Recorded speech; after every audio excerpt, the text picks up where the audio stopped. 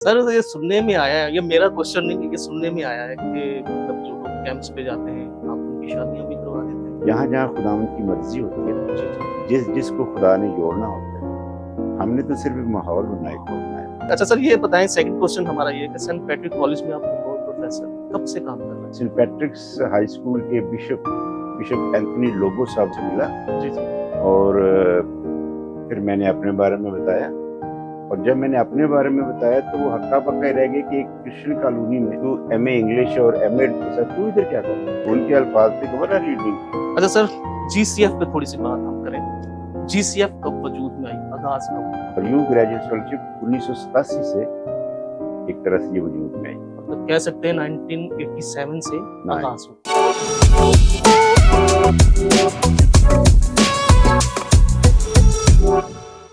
Good evening और welcome करते हैं। आज हम आपको अपने चैनल जिसका नाम है गोल्डन पीपल।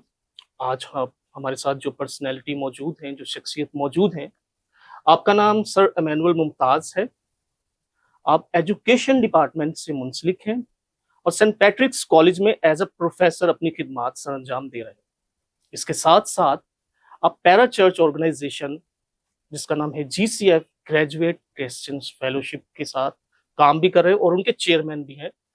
तो हम सर को वेलकम करते हैं और उनके साथ मजीद इन दोनों टॉपिक्स पे बात करेंगे। सर वेलकम और बहुत शुक्रिया अदा करते हैं कि आपने टाइम दिया। हमें पता है आपका बहुत बिजी शेड्यूल होता है। Thank you so much sir, आप आए। It's my pleasure. Thank you. तो सर हम बाकायदा फिर आगाज करें, आपसे कुछ सवालात करें। सबसे पहले तो सर मैं ये बताएं कि आपका तालीमी सफर कब स्टार्ट हुआ, कैसे उसका आगाज हुआ? मैं तो एक देहाती हूँ और मेरा जन्म मेरी पैदाइश एक गांव में हुई। जी। वो गांव जो किसी वक्त अंग्रेजों ने अपने वक्त में आबाद किया था और तालीम वहाँ थी नहीं। ओके। आसपास के गांव देहात में भी तालीम नहीं थी, पर खुदावंद का शुक्र है कि हमारे गांव में प्राइमरी स्कूल था। ओके। प्राइमरी स्कूल तक वहाँ पढ़े जी।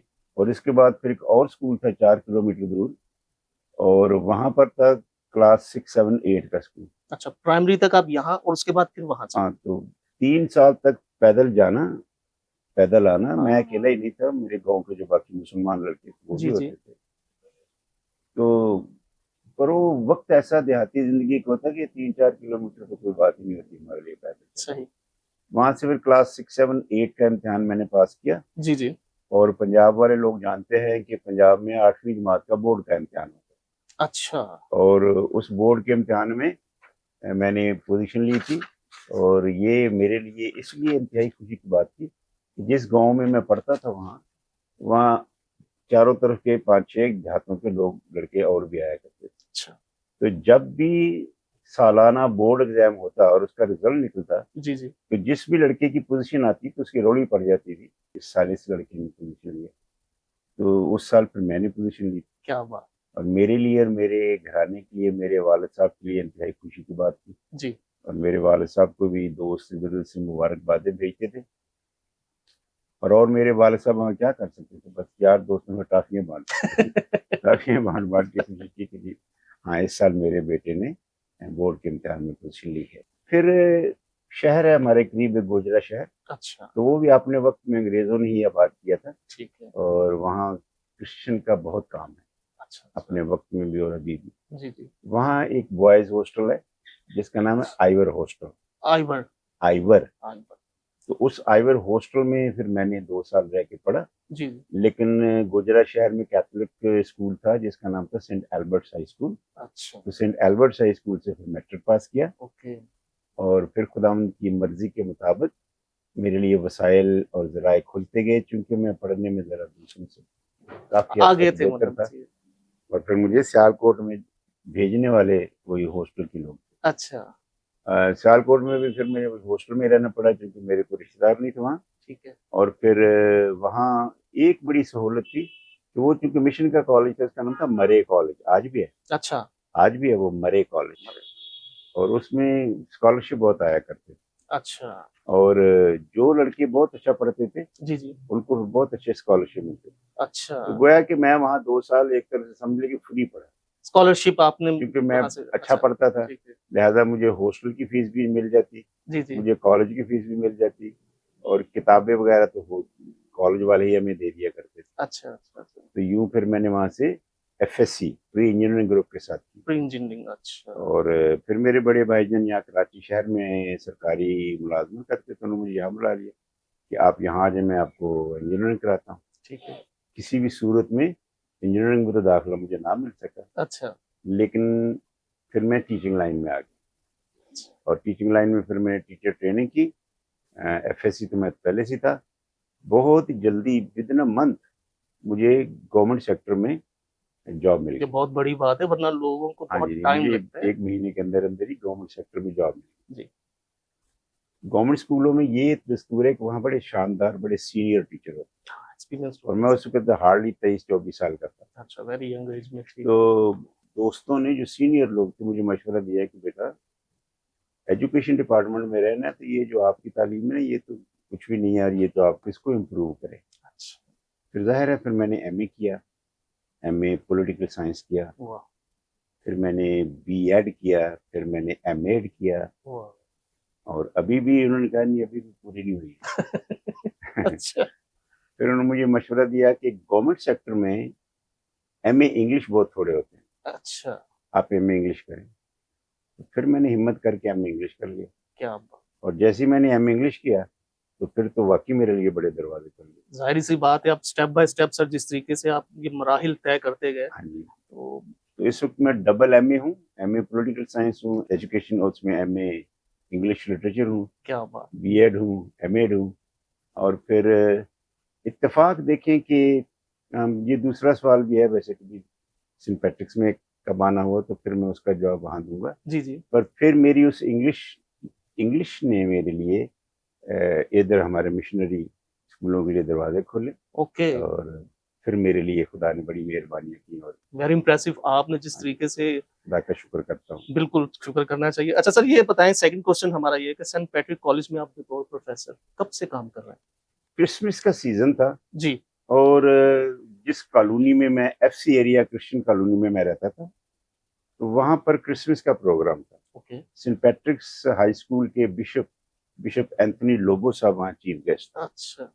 तो जब प्रोग्राम हो गया फिर मैं उनसे मिला, जी जी। और फिर मैंने अपने बारे में बताया। और जब मैंने अपने बारे में बताया तो वो हक्का बक्का ही रह गए कि एक क्रिश्चियन कॉलोनी में तू एमए इंग्लिश और एमएड के साथ तू इधर क्या कर रहा है, come to my school tomorrow. क्या बात। तो ना मैंने अप्लाई किया ना मैंने कहा। तो उन्होंने मुझे अगले दिन स्कूल बुला लिया अच्छा, और मुझे job they the. That's great sir. ये और तो जब जॉब दे दी तो जी। फिर अब मेरे जहन में था कि जब तो मैंने बहुत पढ़ा है, अब मुझे कॉलेज तक जाना चाहिए। हाँ। फिर मैंने उन्हें कहा बीर साहब मुझे आप हाई स्कूल में दे रहे जॉब, तो मुझे तो कॉलेज में जाना है। तो उन्होंने मुझे कहा वेट वेट। फिर मैंने 4 साल इंतजार किया, अच्छा। और फिर Saint Patrick Teacher Training College में जगह निकली, जी जी। तो फिर मुझे वहाँ एडजस्ट किया। और वो दिन और आज का दिन, क्या बात। फिर सेंट पैट्रिक्स में ही उम्र गुजर गई। सही बात है, मतलब आपने बहुत इस तरह मुझे टाइम दिया। बिशप साहब वहाँ से उठा के लाए। तो अभी सर आप एज अ प्रोफेसर वहाँ पे कॉलेज में? खुदा का शुक्र करता हूँ, जब फिर इतने सालों का तजर्बा हो गया तो इतने साल तजर्बों के बाद फिर एक आहिस्ता आहिस्ता ग्रेड बनता ही जाता है, जी बिल्कुल। और फिर हम प्रोफेसर ग्रेड में आ जाते हैं। अच्छा सर, जीसीएफ पे थोड़ी सी बात हम करें। जीसीएफ कब वजूद में आई, आगाज कब हुआ? शुरू से ही जब से मैं अपने गांव में था ना, मैंने कहा ना कि वो गांव अंग्रेजों के जमाने का बसा हुआ था, ठीक है।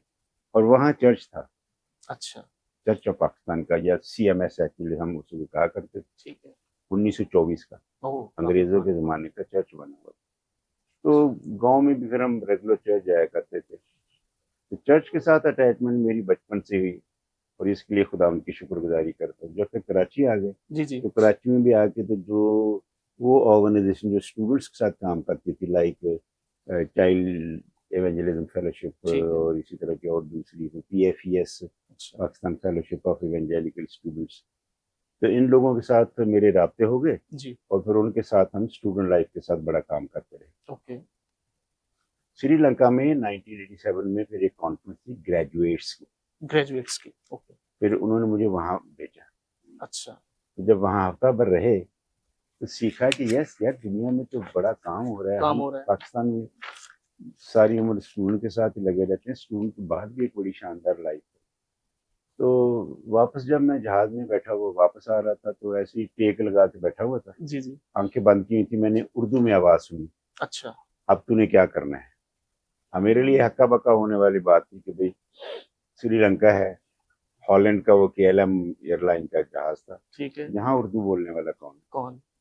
तो फिर मैं समझ गया कि ये मेरे खुदावंद की आवाज़ है। फिर मैंने अपने खुदावंद से वादा किया कि खुदावंद मैं पाकिस्तान वापस जाकर मैं इस पे 2 साल काम करूँगा क्या? बस। मतलब आपकी बुलाहट थी, वहां हाँ से जी, खुदावन ने बुलाहट। आप। मैंने कहा मैं 2 साल काम करूँगा। अच्छा। आगे फिर मैंने इस पे काम करना शुरू कर दी क्या बात। और फिर लोग मिलते गए। जब लोग मिलते गए तो फिर मेरा इंटरेस्ट देखा।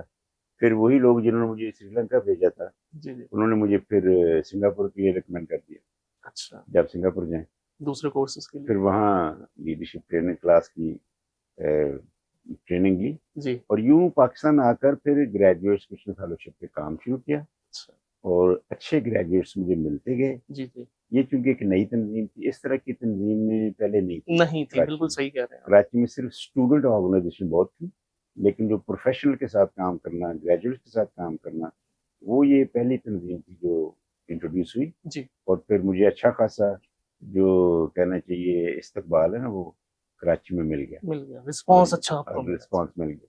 और वो जो फिर 2 साल का मेरा वादा था अपने खुदाम के साथ, वो फिर 2 साल क्या, फिर अब जिंदगी इसी में, हाँ, अब जिंदगी कंटिन्यू। इसी में गुजर गई है कि नहीं, ये तो बहुत अच्छा काम है, खुदा ने जब कहा है जी। तो फिर इस काम को दयानतदारी के कंटिन्यू। साथ करना चाहिए।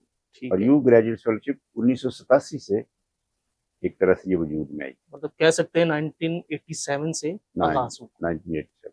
ठीक है।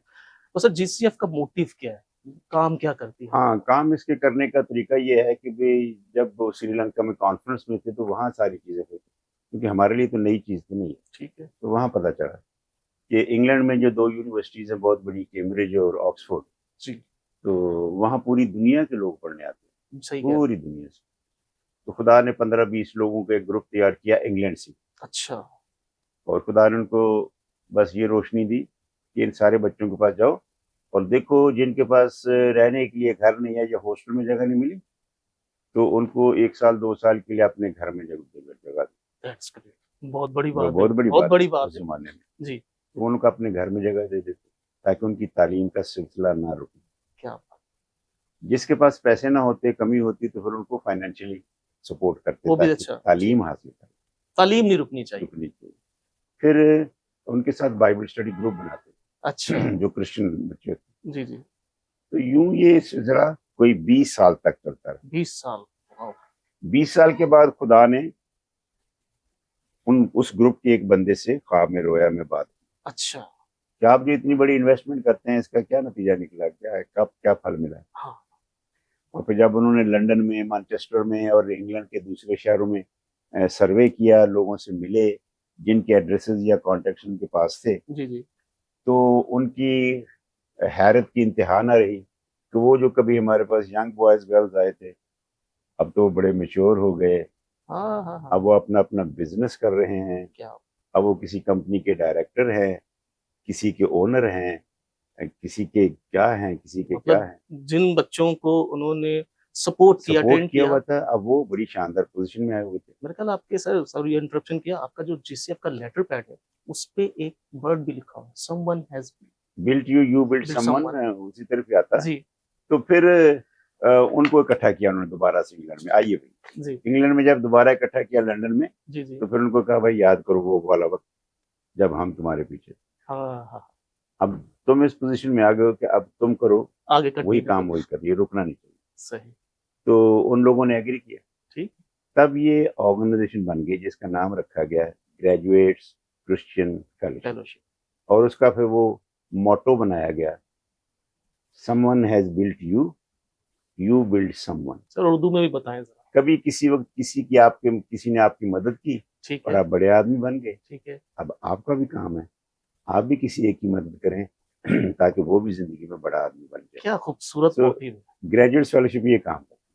मतलब कोई इसमें पर्सनल इंटरेस्ट नहीं है, हाँ कोई जी। उसमें कोई कोई ऑर्गेनाइजेशन का वो नहीं है, बस ये है कि चेन टू चेन आप मदद करते जाएं और लोगों को सक्सेस करते जाएं।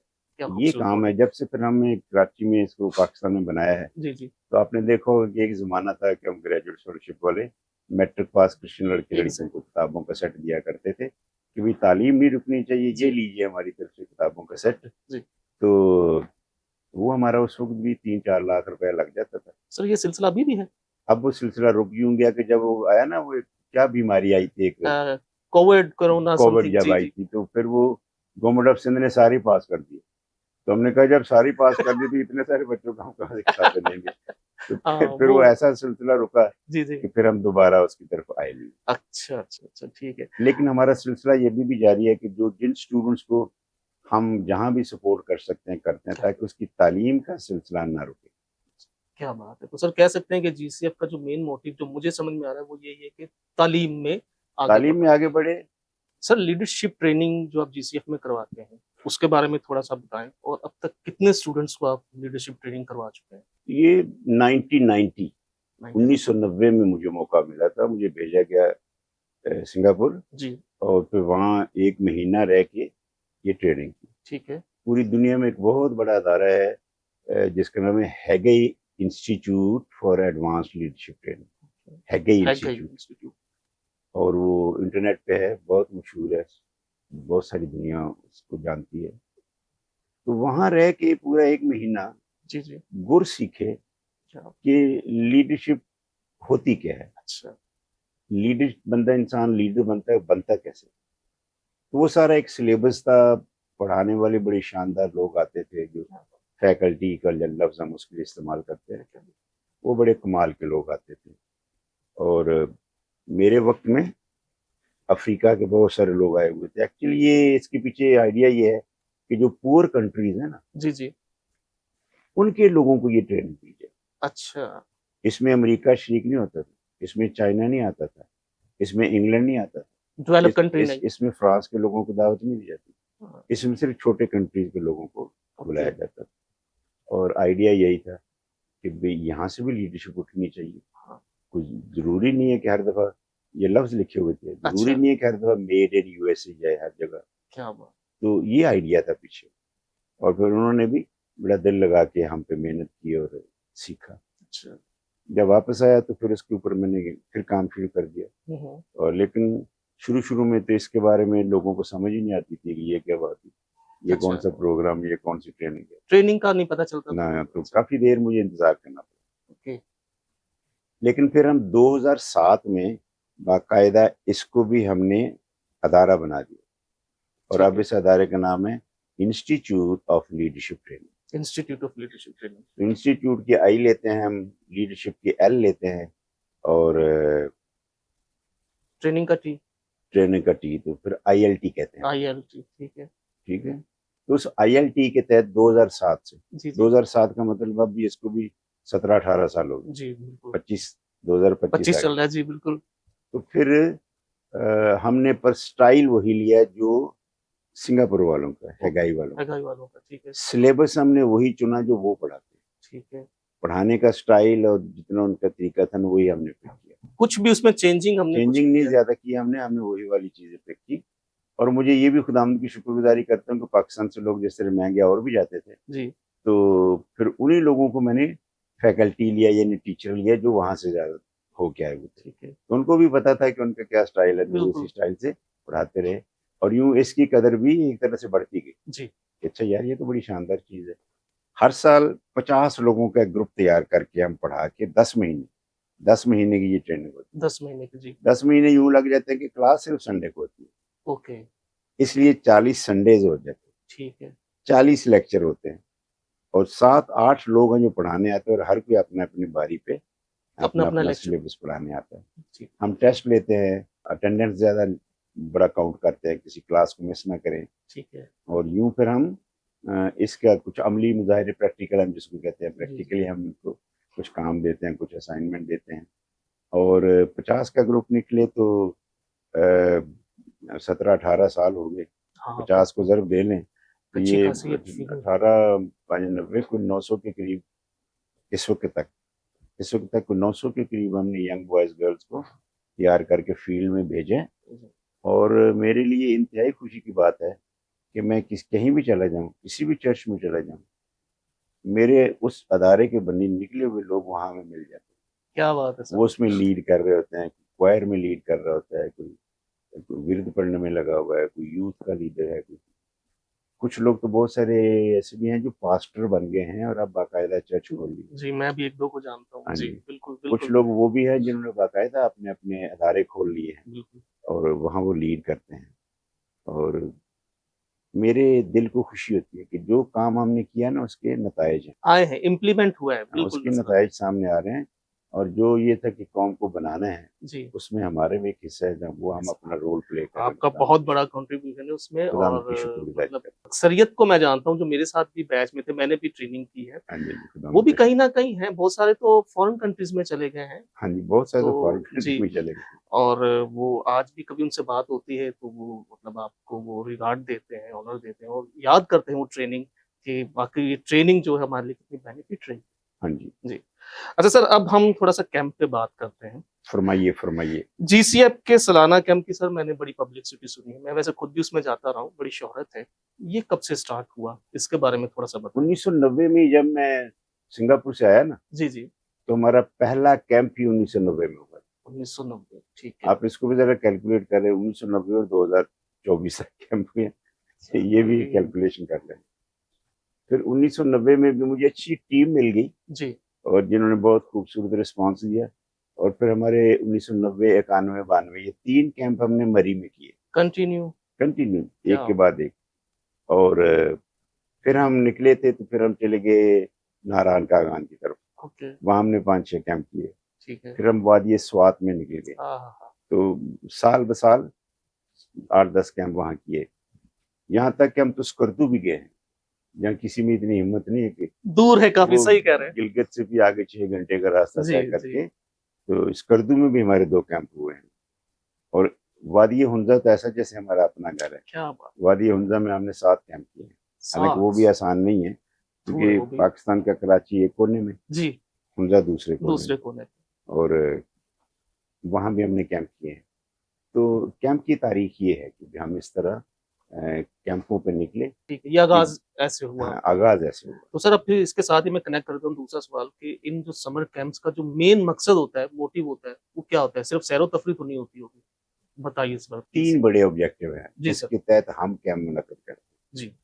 पहला तो मकसद होता है कि मेरी कौम के लोग इकोनॉमिकली इतने डाउन हैं कि अपने ओन पे कभी गर्मियों की छुट्टियों में फैमिली के साथ जाना चाहे तो नहीं जा सकते, सवाल ही पैदा नहीं, इतने बहुत पैसे नहीं मुश्किल, होते। सही कह रहे हैं।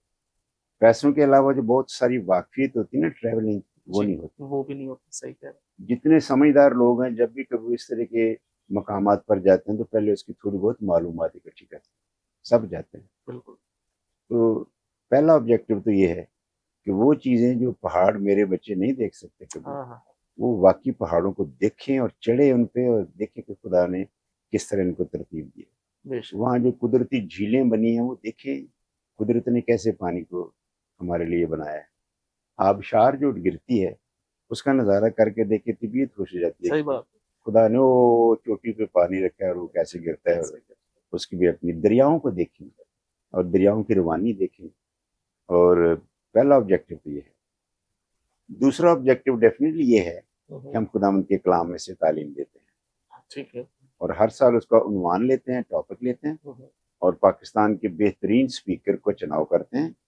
और फिर वो हमारे गेस्ट होते हैं, मेहमान होते हैं और उनको साथ 2-2 दिन हम देते हैं। 6 दिन का कैंप होता है। जी जी। तो 2-2 दिन वो हमें खुदावंद के कलाम में से सुबह को वक्त में तालीम देते हैं। ठीक है। तो हम खूबसूरत माहौल में रह के, खामोशी के माहौल में जाके, खूबसूरती के माहौल में रह के हम उनको फिर बड़ी शानदार बाइबली तालीम देते हैं।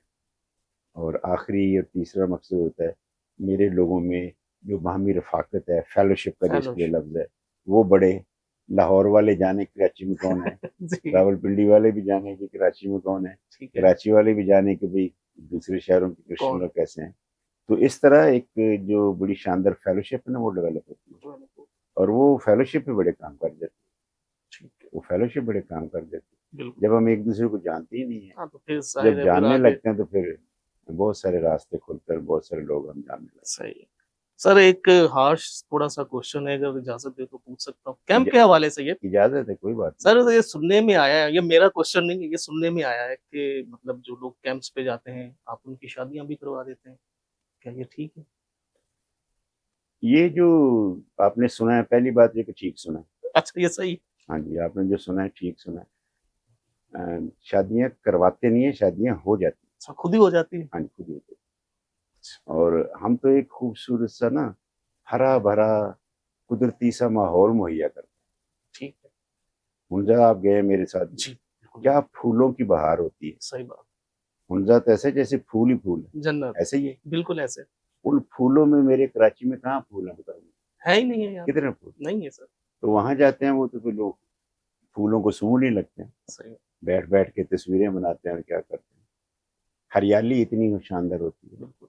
पहाड़ चारों तरफ फैले होते हैं, और उनकी जो बहार होती है, जो मौसम अलग से होता है। मौसम बिल्कुल मौसम ही अलग, अलग से बिल्कुल होता है। सही कह रहे हैं, बिल्कुल अलग तो होता है। जब इस तरह की सारी सूरत हाल हो ना, तो ऐसे में फिर हो जाता है, मामला बन जाता है। मामला बन जाता है। Number one. नंबर टू, हम इसी ही लोग हैं, हम ही मान रखते हैं जोड़े आसमान पर बनते हैं। बिल्कुल। जहां जहां खुदावंद की मर्जी होती है ना, जी जी। जिस जिसको खुदा ने जोड़ना होता है, हमने तो सिर्फ एक माहौल माहौल। बनाया, हमने तो सिर्फ लोग इकट्ठे किए, बेशक। हमने एक खूबसूरत फजा जो थी ना, उसमें हम उनको जमा किया। जब रोजाना मिलते हैं, खुदा उनके कलाम में से तालीम भी पाते हैं, उसकी मर्जी मालूम करते हैं, एक दूसरे से मिलते हैं, फेलोशिप बढ़ती है। जी। तो फिर फेलोशिप के साथ जो दूसरे ताल्लुकात है वो भी हाँ, एक बढ़ने दूसरे को लगते जानने का भी मौका मिल जाता है हैं। और उस फिर तरीके से। जब तक वापस आते हैं, तो फिर घर वालों तक बात पहुंचती है, घर वाले दोनों फैमिलीज मिलकर फिर उसको तय करते हैं। और ये 1990 से लेके 2024 तक जी। 33 कैंप बनते हैं। 35 बीच के। में एक कैंप हम नहीं कर पाए, तो उस वक्त मैं यूएसए गया था, जी जी। तो नहीं किया। अच्छा। उन 33 कैंपों में, ये हमारे रिकॉर्ड के मुताबिक 35 जोड़े बने हुए। क्या बात है सर। तो बताओ, मेरे जैसे बंदे के लिए दिल से खुशी की बात नहीं है बिल्कुल। कि वो जो पेरेंट्स बेटियों के लिए रिश्ते ढूंढते परेशान थे, हैं जो उनके, जी खुदा बिल्कुल। वहां जाके बंदोबस्त कर देते हैं। और ये वो तो भी ऐसी फैमिली बनती है जो दोनों इक्वल साइज के, क्योंकि दोनों की अंडरस्टैंडिंग, अंडरस्टैंडिंग, जी बिल्कुल। इल्म के लिहाज से, तालीम के लिहाज से, वो जो शोबे होते हैं, दोनों को ट्रेनिंग ली होती है, ट्रेनिंग तो जी। उसके हिसाब से तो तभी वो एक दूसरे के बन जाते हैं। और उनमें से भी कम से कम को 8 से 10 लोग तो वो हैं जो इस वक्त फॉरेन कंट्री में सेटल। हाँ जी। एक दो को मैं और भी उसके लिए जानता हूँ खुदा जी। उनकी शुक्रगुजारी शुक्र। करता हूँ कि तो अच्छा। चलो, अगर इस तरह भी हम अपनी कम्युनिटी की हेल्प कर सकते हैं, वैसे ये भी एक अच्छी हेल्प है हम सर। कुछ करते हैं। लोग तो मेरे ख्याल वैसे भी अकेले ही जाते होंगे, अकेले ही आ जाते हाँ जी, होंगे। हम ये हम ये खिदमत अंजाम देते हैं। अच्छा। और खुदावंद की शुक्रगुजारी करता हूँ। जहाँ जहाँ खुदावंद की मर्जी है वो जी। हो जाता है। हो जाता है बेशक। हमें तो उस वक्त पता चलता है जब वो वापस आ रहे होते हैं ना, तो जब वो बस में एक ही सीट पे बैठते हैं, जाते जाते अलग अलग, हाँ, ये है जब थोड़ा वापसी सा। पे एक ही सीट पे बैठते हैं, तो फिर हमें भी समझ आ जाती है। हाँ, तो उसके लिए भी हम फिर इनकरेज करते हैं खुदा का। बेशक अच्छी एक वो है। ठीक है सर, नेक्स्ट क्वेश्चन की तरफ मैं जाता हूँ। हमारी कम्युनिटी को तालीम के साथ साथ सामाजिक ग्रुपों में आना चाहिए, क्या ये जरूरी है? थोड़ा सा वजाहत कीजिए जरा इस पे। आपके सवाल के दो हिस्से बन गए, तालीम के साथ साथ। चले। ठीक ऐसे है। ही, जी बिल्कुल। पहली बात यह है कि तालीम में आए। पहली बात यह है कि तालीम में आए। फर्स्ट कंडीशन तालीम में है। जी। तालीम में आएंगे, जब तालीम में आ जाएंगे ना, तो फिर आपके सवाल के दूसरे हिस्से का जवाब खुद ही बन जाएगा। ठीक ठीक है। है। बेटा, उसको क्या पड़ी है जो इधर गली में बैठा हुआ है, उसको क्या पड़ी है किसी समाजी काम में जाए या किसी समाजी ग्रुप में पैसा में, बिल्कुल सही कह रहे वो हैं। तो अपने में मगन है। अपने में मगन, उसकी अपनी एक ठीक है। दुनिया है। ठीक है। तो उसके लिए पहला काम तो यही जरूरी है कि वो एजुकेशन में आए। और एजुकेशन भी वो वाली नहीं जो मैट्रिक हो, एजुकेशन वो वाली जिसमें मास्टर डिग्री है। डिग्रीज हो। अब तो इतने दरवाजे खुल गए एजुकेशन के कि बंदा कहीं भी जा सकता। बिल्कुल। मेरी आज भी एक मेहरबान दोस्त से बात हो रही थी, उन्होंने मुझे खुद ही फ़ोन किया। जी। तो मुझे खुद भी पहचान तो नहीं बनी, लेकिन जानने वाला ही था। उन्होंने कहा जी, आपका बेटा जिसको आपने पढ़ाया था, तो उसने बहुत शानदार नंबर लिए, पर उसकी पंजाब साइड से था, तो उसकी वहाँ एमबीबीएस के लिए हुआ, हम्म। तो 3 नंबरों से रह गया, वरना तो वो उस टेस्ट में भी पास था, बस 3 नंबर रह गए, और तो उसका एमबीबीएस में एडमिशन हो सके। लेकिन उसके लिए खुदा ने यूं दरवाजे खोल दिए, उसको चाइना में एडमिशन मिल गया एमबीबीएस में, हाँ हाँ। और वो चाइना में है। तो मेरे लिए बेटा, इस तरह की खबरें सुन सुन के हमारे दिल को कहते रहते हैं। सही है। और फिर हम यही तवक्को करते हैं कि जो हमारी नस्ल है ना, जी इधर जी। इस हाई लेवल की एजुकेशन ले, क्या बात। इस तरह की एजुकेशन ले। बिजनेस में हमारे लोगों का आना किस कदर जरूरी है, पर बिजनेस से आने के लिए पढ़ना पड़ता है। पढ़ना पड़ता है, बिल्कुल सही कह ठीक रहे है। हैं। तो बेटा, एजुकेशन जब हासिल कर लेंगे ना शानदार, जी जी। ये जो फिर हमारे सोशल ग्रुप्स हैं, फिर वो ऑटोमेटिकली आएंगे। हाँ, यस, अब मेरी यहाँ ज़रूरत है, मुझे यहाँ कंट्रीब्यूट करना चाहिए, बिल्कुल सही है। अब मुझे यहाँ कंट्रीब्यूट करना चाहिए, यहाँ मुझे अपना हिस्सा देना चाहिए। सो पहला सवाल तो यही है कि बहुत अच्छी तालीम पाएं, और इसी पे काम है जो हम कर रहे हैं, और यही हमारी फेलोशिप है कि हम इनको एजुकेशन की तरफ मोटिवेट करें और आला तालीम की तरफ मोटिवेट करें। उसके बगैर अब गुजारा नहीं है हमारा पाकिस्तान, बिल्कुल सही कह रहे हैं, तालीम नहीं है तो जॉब्स भी नहीं है, जॉब भी नहीं। कुछ भी मामला नहीं है। सर लास्ट में यूथ के लिए कोई पैगाम दे दें कुछ छोटा सा, वैसे तो आपने इस सवाल में भी कवर कर दिया है, लेकिन कुछ स्पेशल यूथ के लिए कुछ पैगाम होना चाहिए ताकि कुछ अवेयरनेस उनको हो सके। यूथ बेटा जी, इसको पढ़ के देख लें, इस पे थोड़ी स्टडी करके देख लें, जी, इस पे जी। थोड़ी रिसर्च करके देख लें। इस वक्त ही पूरी दुनिया में जवानों का जो तबका है ना, वो हमारे बुढ़ों से कहीं ज्यादा है। बेशक। वो ना खवातीन की तादाद के बराबर हो गए, इतने हैं, करोड़ों में, अरबों में यूथ। और कुछ ममालिक हैं जो बहुत ही मशहूर हैं इस बात में कि उन्होंने अपनी यूथ को बेहतरीन तरीके से ट्रेंड करके ना यूटिलाइज किया, सही। और उसकी बेहतरीन मिसाल हमारे करीब चाइना की। China, yes. चाइना ने अपने नौजवान लड़के लड़कियों को ये फजूल हरकत में, आप चाइना को बहुत कम थोड़ा देखते जी, होंगे, प्रोडक्शन में है ज्यादा। जी, वो अपने कंट्री की डेवलपमेंट में जो उसका रोल है रोल है वो उसमें कर रहे उनकी तरबियत करते हैं, उनकी ट्रेनिंग करते हैं और उनको सिखाते हैं। हैं। जी, उनके आप स्पोर्ट्स में चले जाएं, और स्पोर्ट्स में उनको बीट करना कितना मुश्किल हो रहा है, चाइना को स्पोर्ट्स में बीट करना मुश्किल। जी। मेरी क्रिश्चियन कम्युनिटी के लड़के कहाँ हैं स्पोर्ट्स में, नहीं है, किधर हैं? नहीं। ना एथलेटिक्स में हैं, ना क्रिकेट में हैं, ना किसी और जगह पर हैं। तो हम तो इस वक्त इंग्लिश में इसको कहते हैं वी आर नो वेयर। हाँ, कहीं भी नहीं है। तो अब इसका तरीका है कि बेटा जी इसको बहुत सारे हमारे जो अपने 2-3 अदारे हैं ना, उन्होंने मिलकर काम करना। अब जैसे हम भी हैं, जी, क्लेम आप करते हैं जी कि आप हम तो कर रहे नौजवानों हैं, के लिए ठीक काम है। करते हैं, पर हमने तो एक फील्ड चुन ली। जी, हमने फील्ड ये चुन ली कि हम इनको एजुकेट करें। एग्जैक्टली। एक पॉइंट्स तो आपने जी बिल्कुल। हमने एजुकेशन की चुना है, और हम एजुकेशन पर जोर देते हैं। जी, और वहाँ वहाँ जहाँ जहाँ उसकी हेल्प कर सकते हैं, सपोर्ट कर सकते हैं, गाइड कर सकते हैं, अदारों के बारे में बता सकते हैं, तो उसके बारे में हम उनको रहनुमाई देते और कहते हैं कि यहाँ जाओ, हाँ, यहाँ जाओ, यहाँ जाओ। और हम खुदा उनकी शुक्रगुजारी करते हैं कि जो हम कर सकते हैं वो कर रहे हैं। जी बिल्कुल। पर इसके अलावा हमारा सबसे बड़ा सोर्स जो है पूरे पाकिस्तान में, और वो कैथोलिक हो या प्रोटेस्टेंट हो, दोनों का चर्च हमारा बेहतरीन सोर्स है। बिल्कुल सही कह रहे हैं। तो चर्च को जब तक इनकलाबी, वो जो पहले इकदाम हो रहे हैं ना चर्च में, वो नहीं, जी। बल्कि इनकलाबी किस्म के जब तक चर्च रोल प्ले नहीं करेगा, हम्म, हमारी यूथ नहीं सुधरेगी, हाँ सही कह रहे हैं। यूथ ठीक नहीं होगी। जो ठीक है, इसके लिए कुछ ना कुछ अदारों को आना पड़ेगा सामने। बिल्कुल। चर्च इसलिए मैं कह रहा हूँ कि चर्च के लोग सुन लेते हैं, हाँ, हमें तो कभी कभी लोग इनकार भी कर देते हैं, पर चर्च को लोग सुनते हैं। सुनते हैं, बिल्कुल सही। लेकिन चर्च के बारे में उनके पास पता नहीं क्यों इतना काम है, पादरी साहबान के पास भी और फादर साहबान के पास काम बहुत है। तो उसमें से अगर वक्त निकाल लें और सिर्फ एक एक कर ले, एक डन करने के, we are to work for the development of youth in Pakistan. क्या बात, बहुत शानदार कारनामा अंजाम सही कह रहे हैं। दोनों एक ही प्लेटफॉर्म पे आ जाए इस पॉइंट के लिए, इस पॉइंट क्या पे बहुत बड़ा काम है। जबरदस्त, फिर हो सकता है। सही कह रहे हैं आप, ठीक है।